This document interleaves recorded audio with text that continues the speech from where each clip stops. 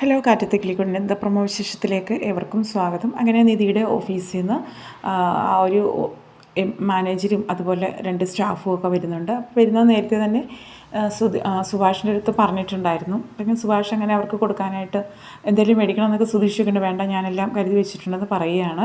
അപ്പോൾ അങ്ങനെ വരുന്ന സമയത്ത് അപ്പോൾ പഴയ ഒരു 100 വർഷത്തിന് മുമ്പ് പഴക്കമുള്ള വീട്, അപ്പോൾ അതിൻ്റെ ഇതൊക്കെ നോക്കാൻ വേണ്ടിയിട്ടും കണ്ട് മനസ്സിലാക്കാൻ വേണ്ടിയിട്ടാണ് അവർ വരുന്നത്. വരുന്ന സമയത്ത് തന്നെ എല്ലാവരും പരിചയപ്പെടുത്തുന്നു. അപ്പോൾ ഇത് എൻ്റെ ഏട്ടൻ സുഭാഷ് അങ്ങനെ പറയുകയാണ്. അപ്പോൾ കസിൻസ് ആണെന്നാണ് പരിചയപ്പെടുത്തുന്നത്. അപ്പം സുധീഷിനെയും അങ്ങനെ തന്നെ പരിചയപ്പെടുത്തുന്നു. അത് കേൾക്കുമ്പോൾ സുധീഷിന് ഭയങ്കര വിഷമമാവുന്നുണ്ട്. എന്നെയും കസിനായിട്ടാണ് പരിചയപ്പെടുത്തുന്നത്, കാരണം ഞാൻ അവളുടെ കഴുത്തിൽ താലി കെട്ടിയ ആളാണ്, എന്നിട്ടും ഹസ്ബൻഡ് അങ്ങനെയൊന്നും പരിചയപ്പെടുത്തുന്നില്ല. അപ്പോൾ അത് കേൾക്കുമ്പോൾ സുധീഷിന് ഭയങ്കര വിഷമമാവുന്നുണ്ട്. അങ്ങനെ അവർ പിന്നാലെ പുറത്തൊക്കെ ഇങ്ങനെ കാണാണ്ട് നമ്മൾ ബാക്കിലേക്ക് കൂട്ടിക്കൊണ്ട് പോകുന്ന സമയത്ത് സുധീഷ് വന്നിട്ട് സുഭാഷിൻ്റെ അടുത്ത് പറയുന്നുണ്ട്, കണ്ടില്ലേ അവരിനെ പരിചയപ്പെടുത്തി അവൾ കസിൻസ് എന്നാണ്, അതുകൊണ്ട് ഇനി ഒരിക്കലും അത് ഞാനിനി മാറ്റി പറയിക്കും അവളെ കൊണ്ട്. ഒരു 6 മാസം കൊണ്ട് ഞാൻ എന്നെ ഭർത്താവായെന്ന് അത് പറയിപ്പിക്കും, അതിനൊക്കെയുള്ള ഒരു കഴിവുണ്ടെന്നൊക്കെ പറയുന്നുണ്ട്. അതുപോലെ തന്നെ നികേഷിനത് കേൾക്കുമ്പോൾ ഹരീഷിനും ചിരി വരുന്നുണ്ട്. പിന്നീട് ഇതുപോലെ അങ്ങനെ അവർ എല്ലാം കഴിഞ്ഞ് തിരിച്ചു പോകുന്ന സമയത്ത് നിധി പെട്ടെന്ന് ആ ഒരു കാറിൻ്റെ ബാക്ക് സൈഡിൽ കയറാൻ വേണ്ടിയിട്ട് ഓടി വന്നിട്ട് സുധീഷ് ബാക്ക് ഡോറ് തുറക്കുകയാണ്. പക്ഷേ ആ കൂടെ വരുന്ന 2 സ്റ്റാഫ് പുറകെ കയറുകയും മുമ്പിൽ തന്നെ മാനേജർക്കൊപ്പം നിധി കയറിയിരിക്കുകയും ചെയ്യുകയാണ് കേട്ടോ.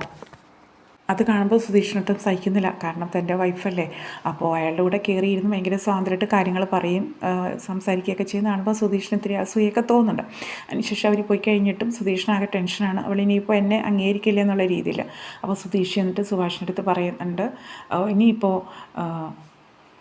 ഒരു കാര്യം ചെയ്യണം, നിങ്ങളെ ഏട്ടനായിട്ടാണ് കാണുന്നത്, സ്വന്തം സഹോദരനെ പോലെ, അതുകൊണ്ടാണ് ഞങ്ങളെയും അതുപോലെ എന്നെയും അതുപോലെ കാണുന്നത്. അതുകൊണ്ട് ഇനി സുഭാഷ് ഏട്ടനെ ഏട്ടാന്ന് വിളിക്കുമ്പോൾ ഏട്ടാന്ന് വിളിക്കണ്ടെന്ന് പറയണമെന്ന് പറയുകയാണ്.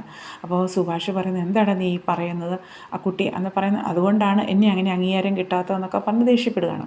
പിന്നീട് കാണിക്കുന്നത് വെച്ച് കഴിഞ്ഞാൽ ഹരീഷിൻ്റെ വർക്ക്ഷോപ്പിൽ നീതു വന്നിരിക്കുന്നു, കാര്യങ്ങളൊക്കെ പറയുന്നുണ്ട്. ഈ ഒരു സമയത്ത് നീതുവിൻ്റെ അച്ഛൻ വരികയും കാണുകയും, നീ ഇവിടെ ആണോ, എന്തിനാണ് വന്നിരിക്കുന്നതെന്ന് ചോദിക്കും. അപ്പോൾ ഇത് പറയുന്നുണ്ട്, എൻ്റെ വണ്ടി സർവീസ് ചെയ്യാൻ വേണ്ടിയിട്ടാണ് വന്നിരിക്കുന്നത്.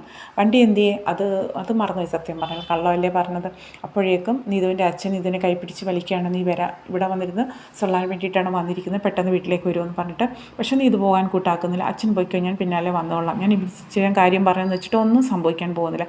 അങ്ങനെ നീതുവിൻ്റെ ധൈര്യം കാണുമ്പോൾ ഹരീഷിനോടി തളിക്കുകയാണ്, കാരണം ഇത്രയൊക്കെ ധൈര്യം നിനക്കുണ്ടോ, പിന്നെ ധൈര്യം കാണിക്കേണ്ടുന്ന സമയത്ത് ധൈര്യം കാണിക്കണ്ടേ, ഇതുപോലെ തന്നെ നീയും കാണിക്കണം, അല്ലെങ്കിൽ ആ സമയത്ത് മാറി നിൽക്കരുത്.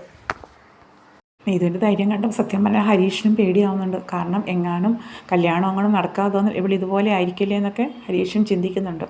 അങ്ങനെയൊക്കെ അച്ഛൻ അങ്ങ് പോവുകയാണ്. ലാസ്റ്റ് നീതു ഇവിടെ നമ്മളെവിടെ വെച്ചാൽ പറഞ്ഞു നിർത്തിയെന്ന് പറഞ്ഞിട്ട് കാര്യം പറഞ്ഞു കൊടുക്കുകയാണ്. വീട്ടിൽ അമ്മയ്ക്ക് കൂടുതലും ആൺമക്കളോടാണ് സ്നേഹമൊന്നും, ആൺമക്കൾക്ക് ഇഷ്ടമുള്ള ഫുഡ് ഉണ്ടാക്കി കൊടുക്കും, എനിക്ക് പിന്നെ അച്ഛൻ കടയിൽ നിന്ന് ദോശ വാങ്ങിക്കൊടുത്ത കാര്യം, അത് ഞാൻ ഇത്രയൊക്കെ സപ്പോർട്ട് ചെയ്തിട്ട് നീ എന്നെ ചതിക്കുമോ, അങ്ങനെ ചോദിക്കുന്ന കാര്യങ്ങളൊക്കെ പറഞ്ഞിരിക്കുന്ന സമയത്താണ് അച്ഛൻ വരുന്നത്. പിന്നീട് കാണിക്കുന്നത് വെച്ച് കഴിഞ്ഞാൽ നിധി ഓഫീസിൽ നിന്ന് വരുന്ന സമയത്ത് ഇതുപോലെ സുഭാഷ് സുധീഷ് പറഞ്ഞ കാര്യമൊക്കെ പറഞ്ഞിട്ട് ഓഫീസിലെ കാര്യങ്ങളൊക്കെ തിരക്കുന്നു. എന്താ മോളെ മൊത്തം വെള്ളം കുടിച്ചില്ലേ എന്നൊക്കെ ചോദിക്കുന്നു. അപ്പോൾ അതിന് സമയം കിട്ടിയില്ല, അങ്ങനെയൊക്കെയുള്ള കാര്യങ്ങൾ പറയുമ്പോൾ സുഭാഷ് ഏട്ടാന്ന് വിളിക്കുമ്പോൾ സുഭാഷ് പറയുകയാണ്, സുധീഷ് അവിടെ നിന്നിങ്ങനെ ആംഗ്യം കാണിക്കുന്നുണ്ട്. അപ്പോൾ എന്നെ ഇനി മോള് ഏട്ടാന്ന് വിളിക്കണ്ട, ഞാനിങ്ങനത്തെ സ്വന്തം ഏട്ടനൊന്നും അല്ലല്ലോ. ഒരു നിധിക്ക് ഭയങ്കര സങ്കടമാകുന്നു, ഭയങ്കരമായിട്ട് കണ്ണ് നിറഞ്ഞൊഴുകി കരയുകയാണ്. അപ്പോൾ ഞാൻ എൻ്റെ ഏട്ടനേക്കാളും ഉയർന്ന സ്ഥാനത്തിലാണ് സുഭാഷ് ഏട്ടനെ കാണുന്നത്, അതിലും കെയറിങ്ങോടുകൂടിയാണ് ഏട്ടനെൻ്റെ കാര്യങ്ങൾ നോക്കുന്നൊക്കെ പറഞ്ഞ് സങ്കടം വരുമ്പോൾ സുഭാഷിന് സഹിക്കാൻ പറ്റുന്നില്ല. സുഭാഷ് പറഞ്ഞു, മോളെ ഞാൻ അങ്ങനെ പറഞ്ഞതല്ല, മറ്റൊന്നും ഉദ്ദേശിച്ച് പറഞ്ഞതല്ല. എന്നിട്ട് സുധീഷിനെ തറപ്പിച്ച് നോക്കുകയാണ് ദേഷ്യം വന്നിട്ട്. അങ്ങനെ മോൾ അങ്ങനെ തന്നെ വിളിച്ചോളം പറയാണ്. അങ്ങനെയൊക്കെയുള്ള ഒരു ഏട്ടൻ അനിയത്തി സ്നേഹബന്ധങ്ങളും കാര്യങ്ങളൊക്കെയാണ് ഇന്നത്തെ വീഡിയോയിൽ. അതുപോലെ തന്നെ അച്ഛനോടൊക്കെ ഇനിയിപ്പോൾ സംസാരിക്കുന്നുണ്ട് നിധി, നമ്മളുടെ വീടൊരു സ്നേഹം ഒക്കെ നല്ല രീതിയിൽ ജീവിക്കുന്ന ഒരു വീടാവേണ്ടേ അച്ഛനൊക്കെ ചോദിക്കുമ്പോൾ അച്ഛനും സന്തോഷമാകുന്ന രംഗങ്ങളൊക്കെ ഇനിക്ക് വരാനായിട്ടിരിക്കുന്നേ ഉള്ളൂ. അപ്പോൾ ഇത്രയൊക്കെ വിശേഷങ്ങളാണ് കാറ്റത്തെ കിളിക്കൊണ്ടിൽ ഇന്ന് പ്രൊമോയിൽ കാണുന്നത്.